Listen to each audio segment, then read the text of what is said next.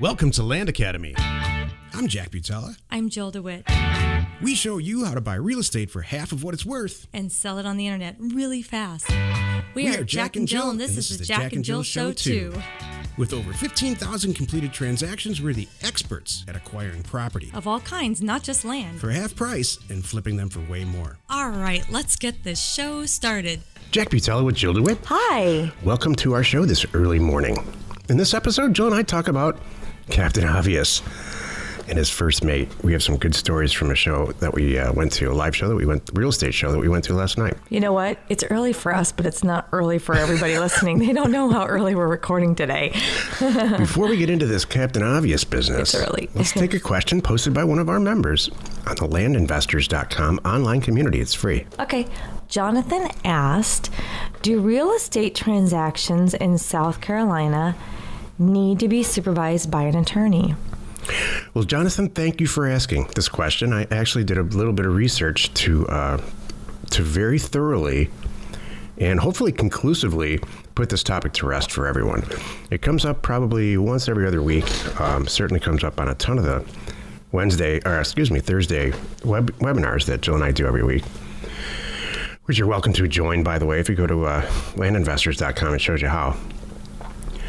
But here, I'm going to read directly from a couple of statutes, and the states in question are generally as follows: Alabama, Delaware, New York, Georgia, North Carolina, South Carolina, which is the question, and a little bit of a version in Massachusetts. Here's the deal. Like being a real estate agent, all of these statutes are written for people who represent other people in real estate transactions, like a real estate agent. If you're representing yourself, which is really not even accurate to say, if you're doing your own deal, you do not generally need an attorney. Supervised by an attorney means that there's an unrelated, everybody's unrelated. The seller's unrelated, the buyer's unrelated. And so let me read, this made it real clear for me. Let me read you the sentence out of the Alabama statute. In Alabama, non-attorneys can conduct closings, period. Non-attorneys can conduct closings. However, there are restrictions both in Alabama code and in case law on what activities a non-attorney can perform related to the closing. The section in the code defined by the practice of law permits a non-attorney to prepare title abstracts and issue title insurance, provided that the non-attorney does not prepare deeds or other legal documents unless the non-attorney has a proprietary interest, that's us, in the property. I know this is a little bit boring.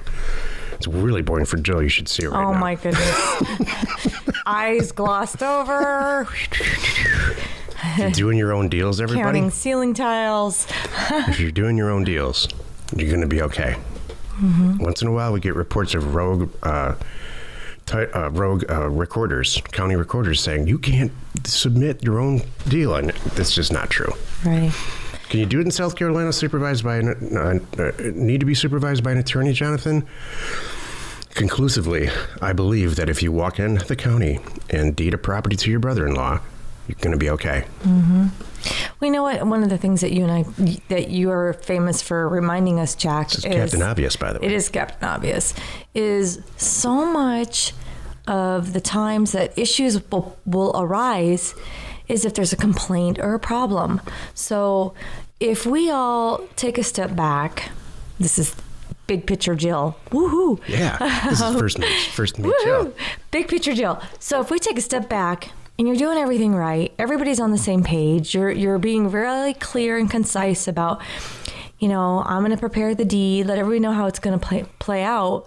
There's not going to be complaints or concerns, and this stuff won't even come up anyway. Yep. And most sellers, they're looking to you, buyers and sellers, as the expert. They're going to trust you, and you've done your homework. That's why we're here, and you can assure them, hey, I own it outright, and here's what we're going to do, and it's all good.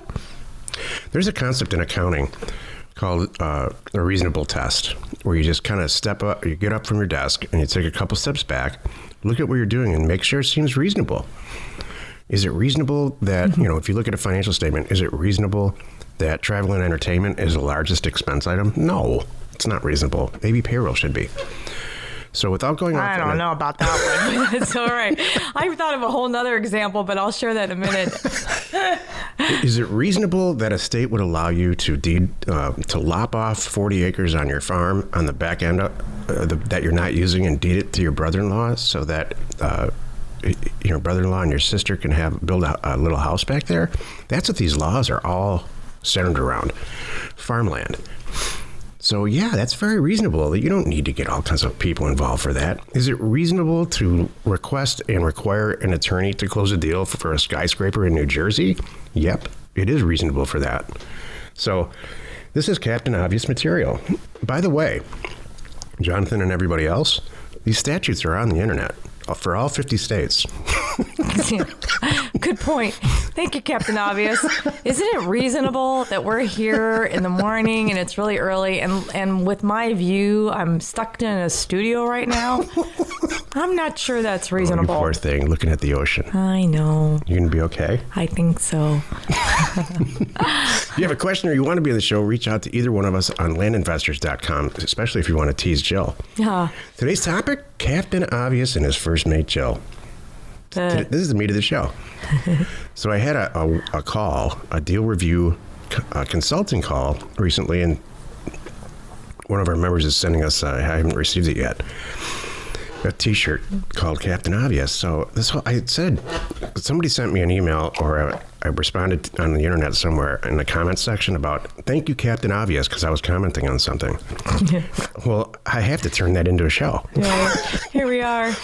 Now, I would say half the stuff I say is really, really obvious, but it needs to be said. Here's an example, a non-real estate example. It's clearly obvious that everyone should get up before they go to work and work out and exercise. But do we all do it? No. No. That's Captain Obvious stuff right there. Mm-hmm. It needs to be stated over and over and over again until it actually starts happening. Captain Obvious, if you're unhappy in your job, you might want to make some changes. Right. That's obvious. Or your relationship. Oh my gosh, that's obvious. If you're unhappy with one of your children, get rid of them. No, that's not obvious. It's difficult. I've tried. Thank you. Did you ever hear that one story about this couple adopted a kid from Russia, and They sent him back. The kid was a disaster, Yes, uh-huh. So they stuck him on a flight to Moscow and put a sign around his neck. Yep. And I heard. Go ahead. Go ahead. I heard that was legit, and they had to take him back. Yeah, I heard that too. I don't know if that's a wives' tale. I've heard it. Yeah, it's something great. It's for families everywhere to use around the dinner table to say, look. What did your parents used to say when you were bad? Careful, you'll find out you're adopted, and we're sending you back. Is that what they'd say? Yeah, I'm using that. We used to say, we're going to sell you.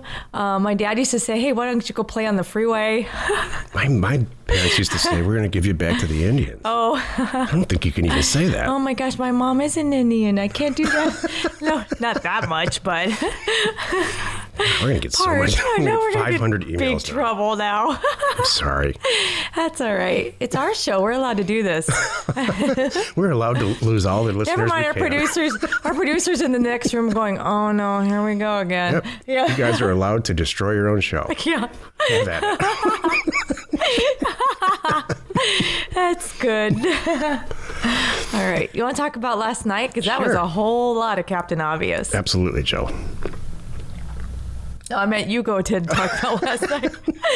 Jill and I went to a Los Angeles get-together for real estate investors.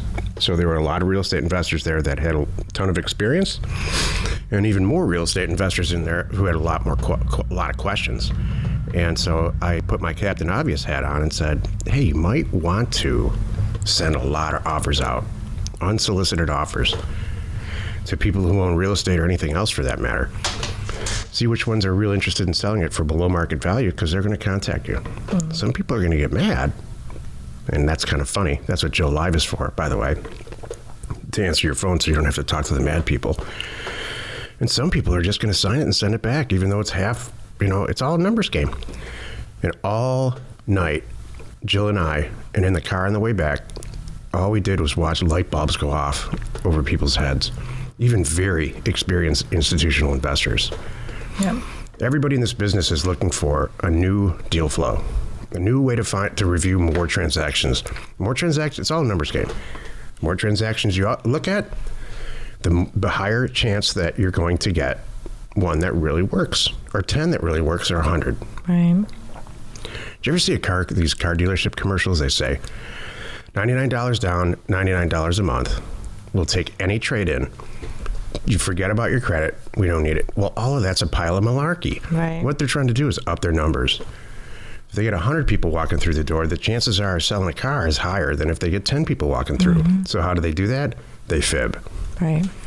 It was interesting. By the way, I want to give a quick shout out to Nathan and Michelle. Thank you. We had a few of our people show up and it was really cool.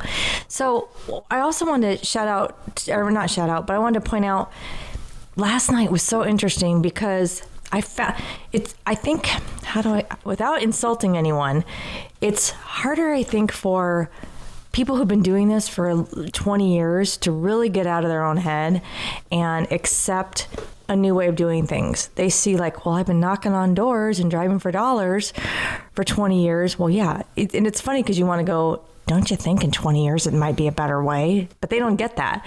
But what I found interesting is some of the smartest people, like the cool girl that we met last night, I think her name was Elizabeth, that working on parking lots in LA, she got it. She's brilliant. She was probably, I don't know, I think she's in her 20s. Yeah. I don't think she's even 30. Yeah, right. But she was a sponge. Yep. And she was so open, and she, bless her heart, she's been doing her homework and figured out some good stuff. And she was like, you know, so appreciative. And that's one thing too, was a nice takeaway from last night. Every single person that we talked to, and we talked to several people, we got the same response, which was, boy, am I glad I met you guys. This is worth the drive. Light bulb. Yeah. You can see the light bulbs going off. Oh, thank you. That was really nice. So. Her concept was, and I love it. So in Los Angeles, or any big city for that matter, really any town, you're driving along the street and you look over and you see a house sitting there and it's like, what the heck is that? It's like in the kids movie Up. It's like there shouldn't be a house there. It's all surrounded by strip malls or office buildings or whatever. And chances are, if you go look that up, the house is multi-zoned. So it's zoned residential, that's grandfathered in, but it's really zoned commercial. Her idea was make offers on specifically zoned property that could be a parking lot. It doesn't have to be a parking lot right now. So what she meant was all these houses that are along the main streets. Mm-hmm. Buy for less than the house is worth, obviously, like what we do, and knock it down. Right. Knock it down and go through a use change, or possibly, even if you need to, a zoning change, which the city's going to do, because it benefits everybody. The house shouldn't be there in the first place. Mm-hmm. And it's brilliant. Instead of, right side by side, and then we're talking to another kid who's heading up a massive development project. And all night I kept saying, we don't vertically build because we respect ourselves. Do you know I would rather play with the kids. Do you remember what build a skyscraper. The core of his development was? No, I didn't talk to him after that. Oh, cannabis. Oh, see? Well, because it's coming in California, and they're trying to get all poised and ready, and they have a warehouse, and he's looking for investors, is why he was there, where I thought was interesting. But you know what I thought was really cool about that girl is... If you want to be a drug dealer, go be one. If you want to be a real estate investor, you found the right place. All right. That's funny. What was interesting about this girl is she understands the money in having something that just sits there that you don't have to babysit. So she's 3 steps away from just flipping land, because she was like happy to kind of find a piece of dirt, tear it down whatever's on there. Tear it down. Put a new parking lot on there, which by the way, she's already researched the new technology that just kind of came to her through a friend of a friend with all this new technology, which is this new asphalt that you don't have to redo after 10 years like all the other ones. And then you just walk away and collect some money on it. She took a step further and said, I don't want to operate it. I just want to own it and lease it to somebody who's going to operate it. Let them manage the whatever. Mm-hmm. And I don't have to do anything to it. Even more brilliant. Exactly. That was really, really cool. It was a really good experience to go talk to new people face to face. We talk to new people all the time, internet and, in our group. Right. But You know what you and I both said that the big takeaway was about that? I mean, yeah, there were a couple hundred people there and we met a lot, but we still can't reach as many as we can right here. yeah, that's right. That was our thing, like shock. I'm glad we went there. For me personally, I like to go there and see as we're developing all these new products, I like to go out and see what do people need, and how are they going to understand this and how can I help them? Right. Like offers to owners. Every single darn person in that room wants offers to owners. Right. Who doesn't? I mean, once you understand the concept, all you got to do is now, all right, great. Whatever your criteria is, we'll help you get it in the mail. That's it. That's it. Make a lot of offers. And then they'll call you back and you decide what you want to buy. Yourself. And once you get that first ball rolling, you're going to go, holy cow, why haven't I been doing it any other way? Right. This doesn't make any sense. Why do I get up every morning? Like Jack says, it's Captain Obvious. You shouldn't be getting up every morning and getting on the computer and going, okay, I got to get the MLS. I'm going to set you set your alarm a half hour earlier to see what posted that night kind of thing. You shouldn't be doing that. No. You should be waking up in the morning and seeing what phone calls came in and, what do I want to buy? What's in the mail? Look at these 10 people who want to sell. Which one do I want? And then go, and then, Light bulb. yeah, life's much easier. Join us in another episode where Jack and Jill discuss how to use information, that's me, And inspiration, that's me. to get just about anything you want. We use it every day to buy property for half of what it's worth and sell it immediately. You are not alone in your real estate ambition. That was a great experience last night. That was fun. Go ahead. You dragged me to those things kicking and screaming, and every time we leave, I'm like, man, I'm really glad we went. I know we walk in the door. This is Jack. I'm like, we're in the hallway coming in. He's like, okay, this could be good. This could be good. We walk in the door. He goes, this is stupid. Let's go. I'm like, no, stop it. He's like, oh, come on, you're the social one. Then you do this. Like I'm the social one. This is the funniest thing on the planet. You are the social one. Yeah, well, you can hold your own. Let me tell you. So the next thing you know, you're gone. I'm like, where'd he go? You had a good time. I gathered a bunch of people for you to entertain, and then I walked away and then created another gathering. You did. And then you came over and entertained them. It worked good. great. It's funny because we're split up, and they're Jack and Jill, and then I walk up, and I'm like, hi, I'm Jill. They go, oh. It's just like we do with these real estate deals. I make make the phone ring, make the mail come in, and then you close the deal. That's it's the same situation. We have a good thing going. Information and inspiration to buy undervalued property. We are Jack and Jill, and this was the Cash Flow from Land Show. We are the experts at acquiring property Of all kinds, not just land, for half price just so we can flip it for way more. and really fast. Thanks for listening. You are not alone in your real estate ambition.